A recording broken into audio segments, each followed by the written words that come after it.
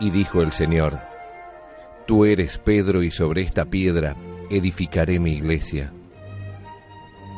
El Santo Padre, Benedicto XVI, en su aprobación y promulgación del compendio del Catecismo escribió: Agradezco infinitamente a Dios nuestro Señor el haber dado este catecismo por mi venerado y amado predecesor, el Papa Juan Pablo II. Estos, la Iglesia, el Papa y el Catecismo, son los fundamentos de esta catequesis de primera comunión. Ave María Purísima, sin pecado concebida. Bienvenidos, queridos amigos, a nuestro curso para padres y catequistas de primera comunión, un curso del Instituto de Formación Teológica por Internet. Mónica, muy buenas tardes, ¿cómo estamos? Muy bien, Padre Juan María, listos para empezar. Muy bien, y ya es nuestro tercer programa, ¿no?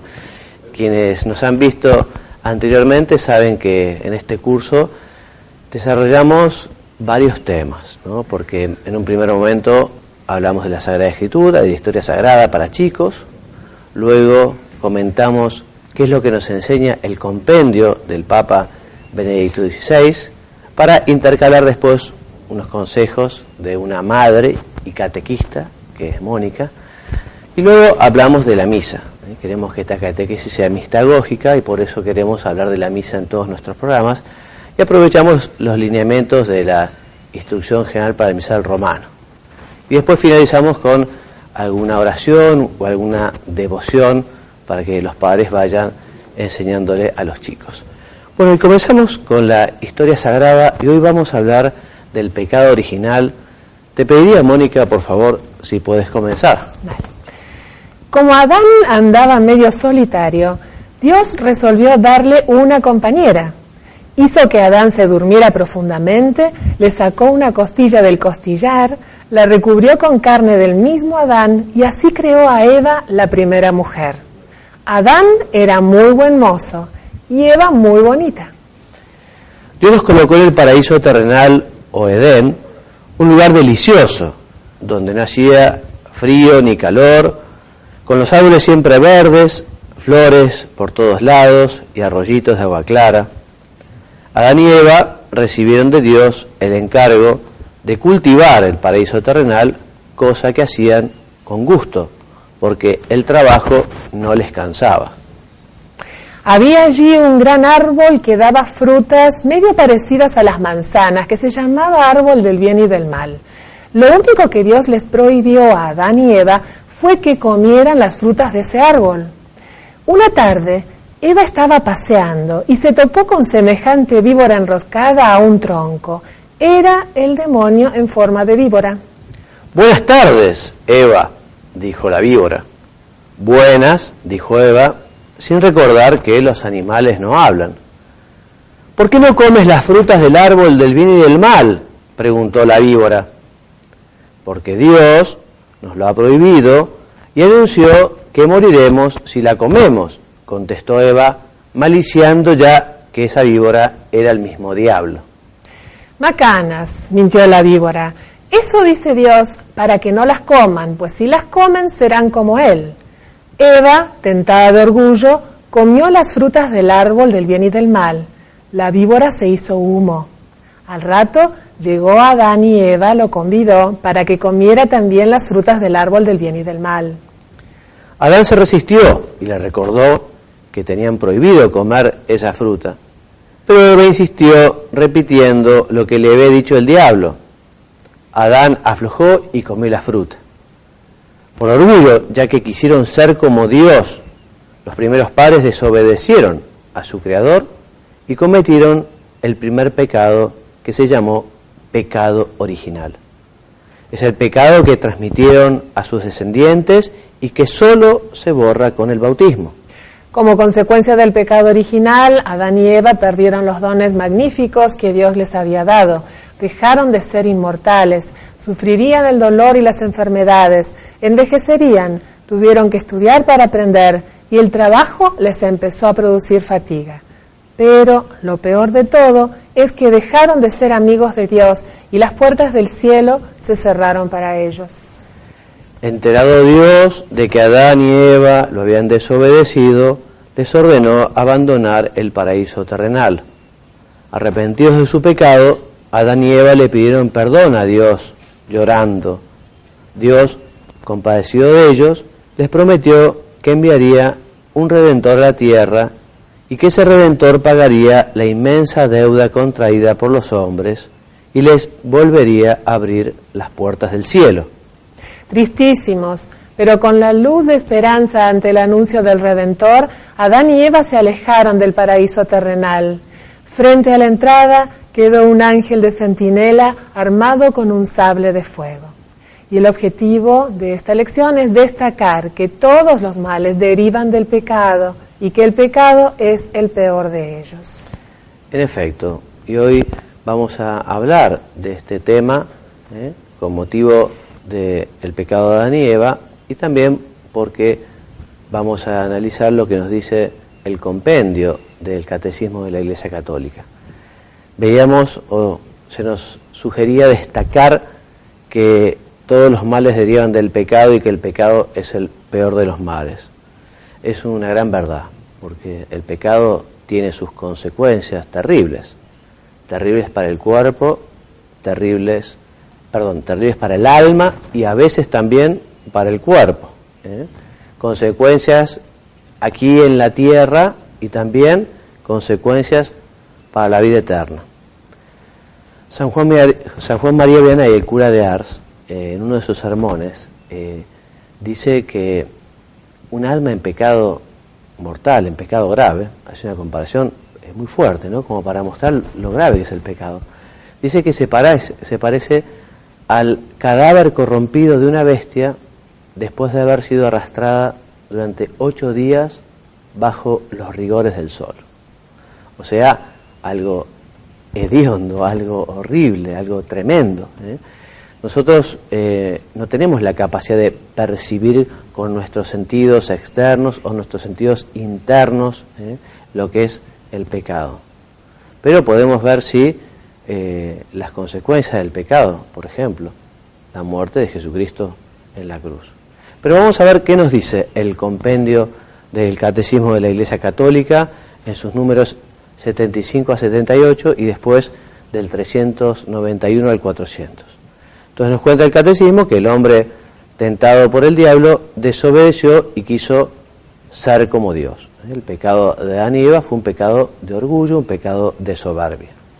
Así, Adán y Eva perdieron para sí y para todos los descendientes la gracia de la santidad y de la justicia original. A veces en la tierra pasa también, ¿no?, que por el mal comportamiento de un padre, por ejemplo, puede ya transmitir una enfermedad a los hijos, o por mal comportamiento del padre que tenía mucho dinero, por el juego o por imprudencia, perderlo, e injustamente, pero los hijos después heredan, ¿no?, esa enfermedad o no heredan ese dinero que podrían haber recibido perfectamente de su familia, ¿no? O sea que nosotros también heredamos el pecado de Adán y Eva. Por eso definimos, te pediría, Mónica, el pecado original es el estado de privación de la santidad y de la justicia originales. Un pecado contraído. Nosotros no lo hemos cometido directamente, lo cometieron Adán y Eva, pero nosotros lo heredamos. Es una condición de nacimiento y no un acto personal. Todos nacemos con esta mancha, y justamente a causa de la unidad de origen de todos los hombres, el pecado original se transmite a los descendientes de Adán con la misma naturaleza humana. Sobre esta transmisión nos dice el compendio, nos dice el catecismo, en fin, siempre lo ha enseñado la teología. Lo que se refiere a esta transmisión es un gran misterio, o sea que el hombre no llega a poder comprender bien cómo heredamos este primer pecado de nuestros padres Adán y Eva. Consecuencia entonces del pecado original, la naturaleza humana, aún sin estar totalmente corrompida, se halla herida en sus propias fuerzas. No totalmente corrompida, como después erróneamente enseñará Martín Lutero, diciendo que en realidad el hombre ya está incapacitado para poder superar su naturaleza caída, para poder superar la tentación, para poder superar la concupiscencia. Nuestra naturaleza está dañada, está lastimada, estamos inclinados hacia el pecado, pero Dios nunca permitirá una tentación más allá de nuestras fuerzas, y siempre con la ayuda de Dios podremos superar la tentación, la invitación a pecar. Entonces, esta inclinación, les decía, al mal se llama concupiscencia. Mónica. Después del primer pecado, el mundo ha sido inundado de pecados, pero Dios no ha abandonado al hombre al poder de la muerte. Al contrario, le predijo de modo misterioso en el protoevangelio que el mal sería vencido y el hombre levantado de la caída. Bueno, Dios fue tan bueno que inmediatamente después de que Adán y Eva lo desobedecieran, antes de desterrarlos del paraíso, les promete un Salvador, les promete un Redentor, les promete que la naturaleza humana podría recuperar la posibilidad de la visión beatífica, de la bienaventuranza eterna, ¿no? Entonces, el Señor les dice además que justamente como por una mujer entró el pecado en el mundo, también una mujer sería que nos trajera al Salvador, al Redentor, al Mesías, a nuestro Señor. Por eso la liturgia también llama a esta caída feliz culpa. Feliz culpa porque gracias a esa culpa merecimos tan gran Salvador. Bueno, ¿y qué nos dice el compendio en sus números 391 a 400? Por un lado, una definición de San Agustín, que te voy a pedir, Mónica, si puedes leer. Nos dice San Agustín que el pecado es una palabra, un acto o un deseo contrarios a la ley eterna. No necesariamente la persona tiene que querer ofender a Dios. O sea, ya hay que ser realmente muy malos para querer ofender a Dios. Pero con solo desobedecer su ley, con solo no vivir lo que Dios manda, ya el hombre está pecando. Es una ofensa a Dios, a quien desobedecemos en vez de responder a su amor. El pecado hiere la naturaleza del hombre y atenta contra la solidaridad humana. Porque nosotros no somos una isla, no estamos aislados, no somos piezas independientes. Nosotros en la Iglesia formamos una familia, por el misterio también de la comunión de los santos, la santidad de unos ayuda a todos y la maldad de uno también afecta a todos, ¿no? Dentro de este misterio. Por eso tenemos que llenar el alma, y que todos los cristianos tenemos que llenarnos de santidad, de bondad, de gracia, para ayudar también a todos los demás, para elevar esa temperatura de la santidad, para que les llegue a todos. Entonces nuestro Señor, con su pasión, con su muerte, nos muestra plenamente lo que es la gravedad del pecado, ¿no? Qué consecuencia tan impresionante, tan trágica. Hay distintos tipos de pecado. Por un lado, nos enseña el catecismo, podemos distinguirlos por su objeto, podemos distinguirlo por las virtudes que le son contrarias, los mandamientos a los que contradice. También pueden referirse los pecados que se dirigen directamente a Dios, como por ejemplo insultar a Dios. La blasfemia es algo directamente contra Dios, ¿no? O contra el prójimo, por ejemplo, no sé, insultar al prójimo, robarle, matarlo, insultarlo.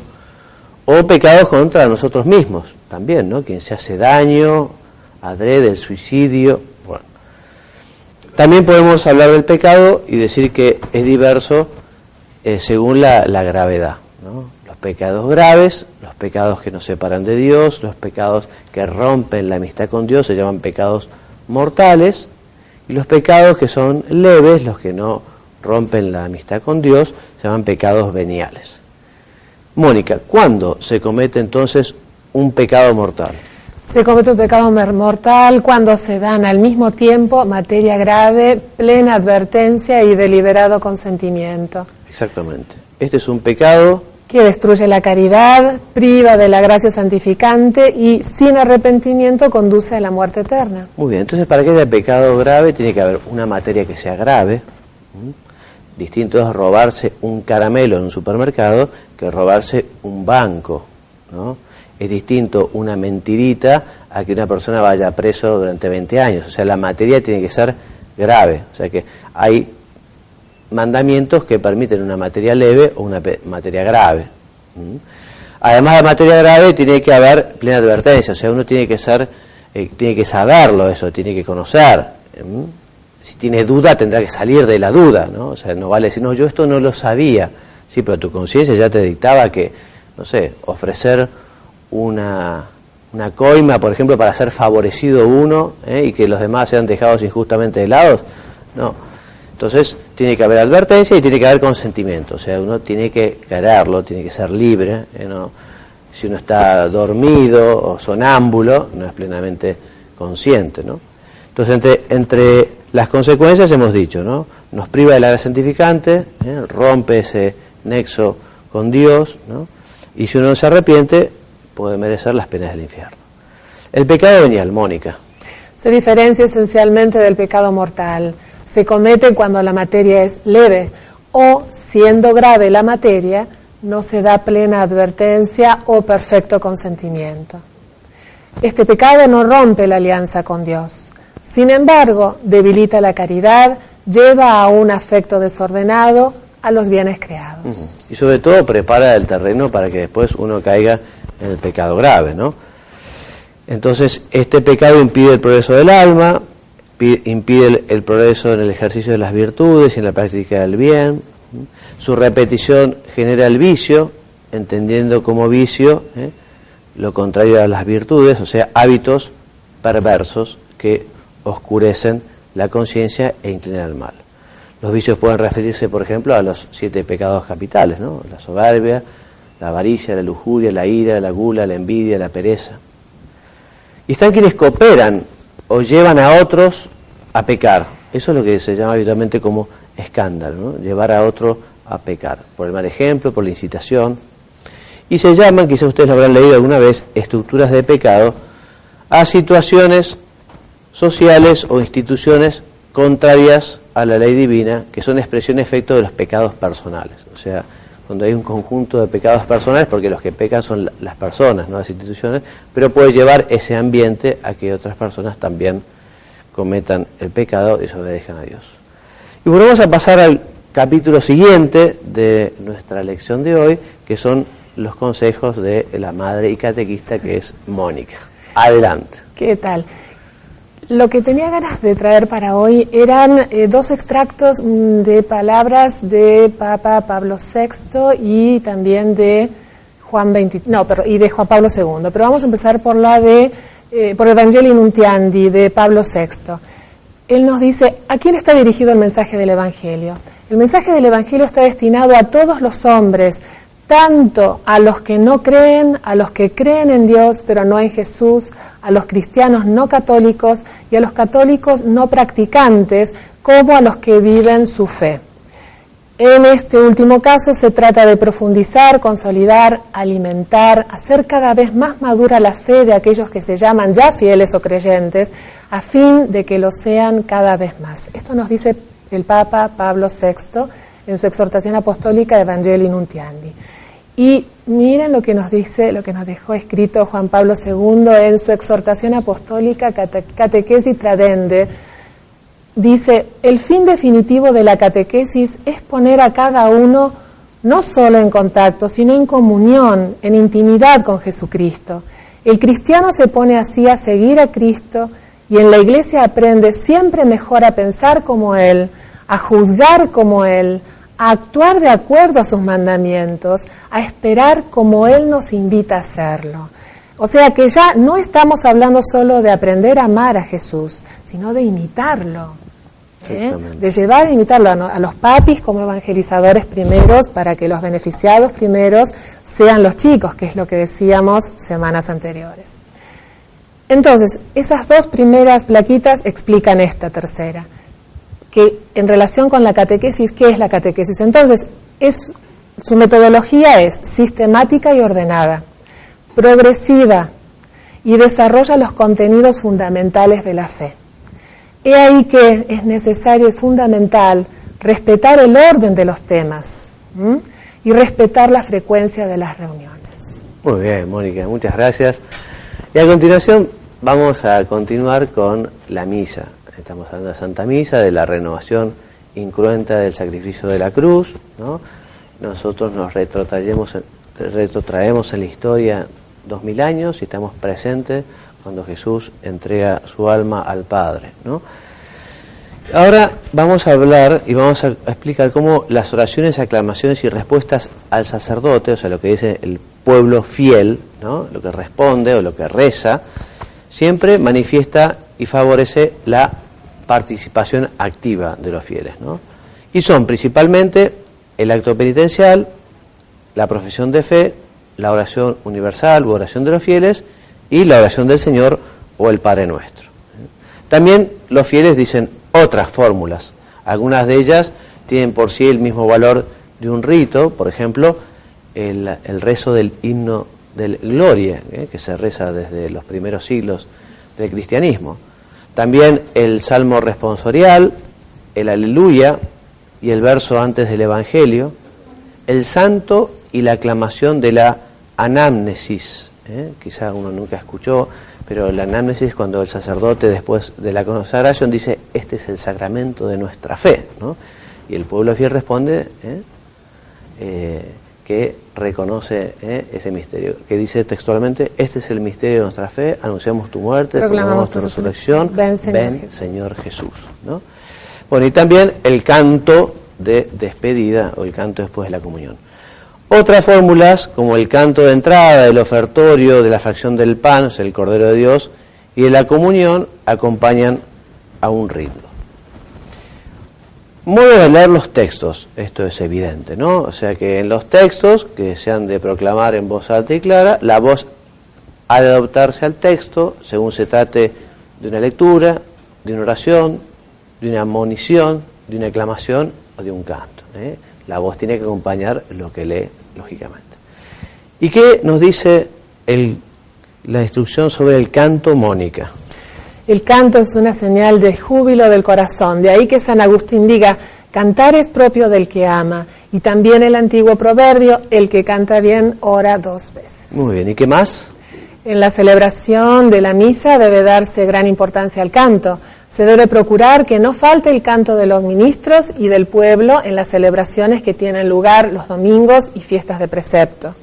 En la selección de las partes que se van a cantar, se dará la preferencia a las más importantes. Muy bien, y se nos invita también a elegir en primer lugar el canto gregoriano, como propio de la liturgia romana, ¿no?